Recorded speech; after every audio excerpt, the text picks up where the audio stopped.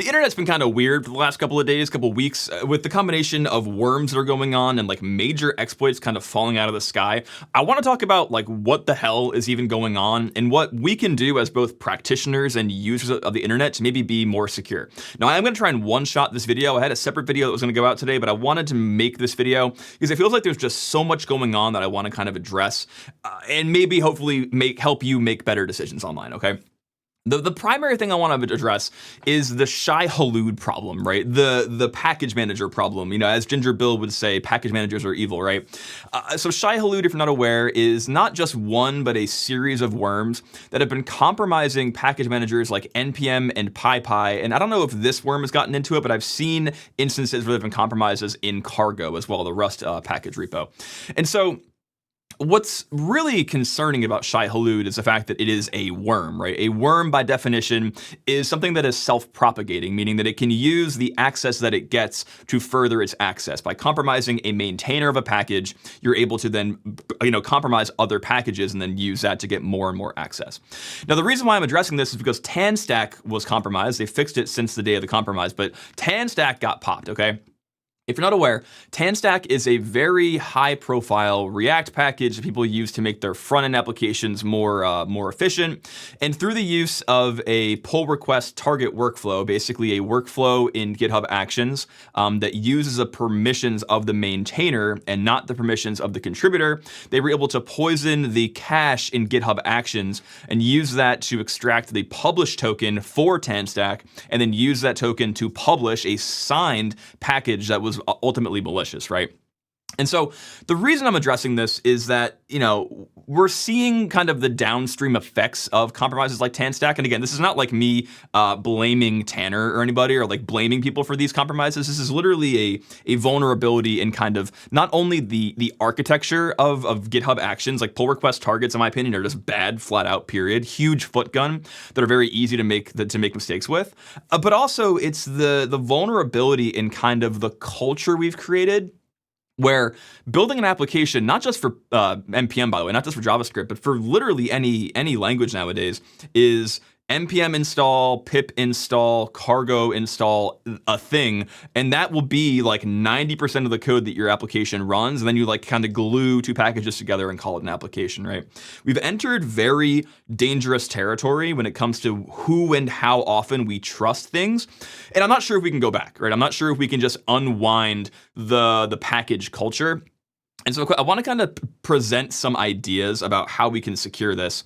And also I want to address in this video the bugs falling out of the sky thing too. Both of these, by the way, the Shai-Hulud worm and bugs kind of falling out of the sky. This is a QEMU escape, by the way, QEMU, however you pronounce it. Someone dropped a QEMU escape, which basically means from the virtualization environment from within the hypervisor of QEMU and KVM, they're able to run an exploit that runs code as root on the host, right? Which is terrifying. I think all of these are occurring. They're getting bigger in their volume, how often we're seeing them, because of two things. AI. Again, I think we all love to shit on AI, and I personally love to shit on AI. But especially as a vulnerability researcher and like a practitioner in this space, AI is becoming harder and harder to ignore because it enables people who are not well-read in the space to be well-read faster, or people that are already good actors, like good researchers in the space, can now act as 100 actors. I know there's a lot of talk about like, oh, if you think AI is good at a thing, you probably just suck at that thing. Sure, but also AI can do things 100 times faster than I can, so I can now just act as myself 100 times faster, right? I think that is creating the scenario that we're seeing here, where these compromises are happening faster and these bugs are falling out of the sky. Now, that being said, what do we do about Shai-Hulud? Right? What is to be done about the world of NPM? Again, I don't think there's any going back from the world of NPM install everything. So what do we do about it? These are not sponsors, by the way. This is not a sponsored video. This is me just talking about my opinions on things, okay? There are a variety of companies on the internet that literally all their job is to provide another CDN, another content delivery network, where they act as like a middleman between you and NPM. And what their service provides is, hey, they scan repos for weird behavior. Okay, that is a way. Again, if your company can afford it, if you can afford it, I highly recommend. I don't use Socket. This is just one that I found. This is an option for you as well. Also, any.run, again, not a sponsor, just an idea for the video. They are literally a sandboxing solution, right? What they do is you upload files to them and they run them and give you IOCs, right? Indicators of compromise. And they have actually an API that you can use to run their stuff in code, which may be a good thing for your company, right? Maybe you I can't find the fucking page, it's fine. Maybe you use them and you use them to scan the output of an NPM install, right? This obviously creates like an arms race where now if the maintainer of the malware is aware that you and your company wait, 7 days before installing, they're just going to make their malware wait 7 days, but hopefully like signature-based detection schemes will catch this, right? Another thing to do that doesn't really involve using another company, but just is very like easy, tool or change to your configuration to possibly use is don't use packages that are less than, here the author of this post says 2 days. My recommendation, I retweeted this, my recommendation is a week, right? You can literally set your package managers to include PNPM, NPM, and I think UV, the Python package manager. You can tell it, hey, do not install packages that are younger than some amount of time, because we're just seeing people get hacked more and more by this, right? This is a good way, in my opinion, to stay, again, behind the curve in a way that gives you the updates that you need, but not ones that came out yesterday. Obviously, if a package that you use is like an internet-facing web app like Django, for example, in the Python case, and the update that is being pushed fixes like an RCE vulnerability, maybe we don't wait 7 days for that. But if like it fixes a 1.1x performance issue in the way that it handles post requests, maybe you wait 7 days before you install that to prevent yourself getting compromised, okay? So this is, again one of the many solutions or attempts at a solution when in trying to solve the NPM problem or the general package manager problem. Also, by the way, pull request target. Please stop using pull request target. I think generally these are a huge foot gun. And again, I'm not shitting on anybody at TanStack. This is just the way that they got compromised.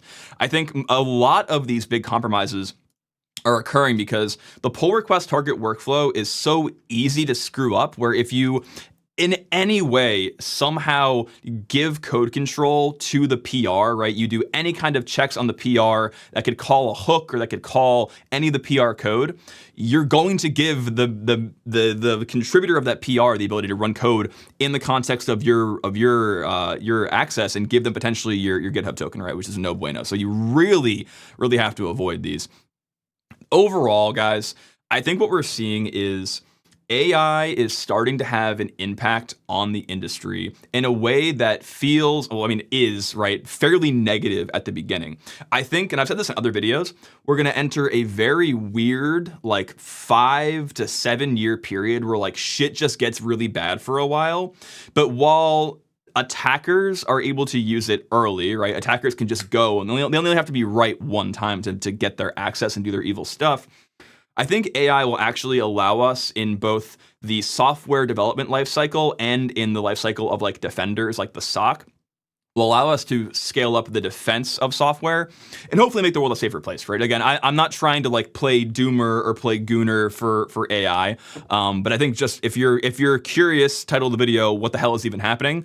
I think AI is starting to really kind of kick into overdrive. I use this example a lot. This is obviously just one benchmark of many benchmarks, depending on how good or bad you think benchmarks are.